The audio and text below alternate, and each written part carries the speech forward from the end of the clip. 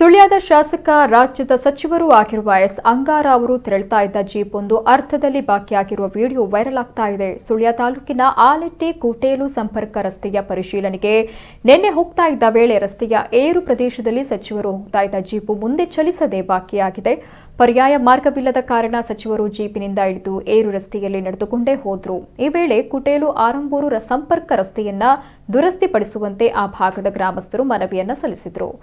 ಗಡಿಪಡೆಯಿಂದ ಮುಂದೆ ಕೂಟೇಲಿನಲ್ಲಿರುವ ಸೇತುವೆಯ ಎರಡು ಬದಿಯ ಮಣ್ಣು ಮಳೆಯ ನೀರಿನಲ್ಲಿ ಕೊಚ್ಚಿಕೊಂಡು ಕುಸಿಯುವ ಹಂತದಲ್ಲಿದ್ದು ತಡೆಗೋಡೆ ನಿರ್ಮಿಸುವ ಬಗ್ಗೆ ಸಚಿವರ ಗಮನಕ್ಕೆ ತರಲಾಯಿತು. ಸಚಿವರು ಸೇತುವೆ ಬದಿ ಕುಸಿತಗೊಂಡಿರುವ ಪ್ರದೇಶವನ್ನ ವೀಕ್ಷಣೆ ಮಾಡಿದ್ರು. ಹೀಗಾಗಿ ವಿಪರೀತ ಮಳೆಯ ಹಿನ್ನೆಲೆಯಲ್ಲಿ ಈ ರಸ್ತೆಯಲ್ಲಿ ಸಂಚಾರ ಕಷ್ಟವಾದರೂ ವಾಸ್ತವತೆಯನ್ನ ಸಚಿವರು ಕಣ್ಣಾರೆ ಕಾಣುವಂತಾಯಿತು.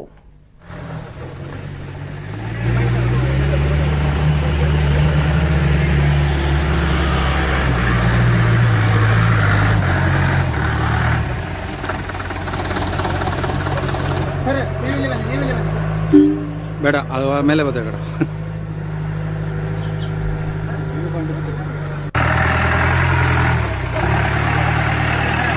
ಮೇಲೆ ಹೋಗಿ ಮೇಲೆ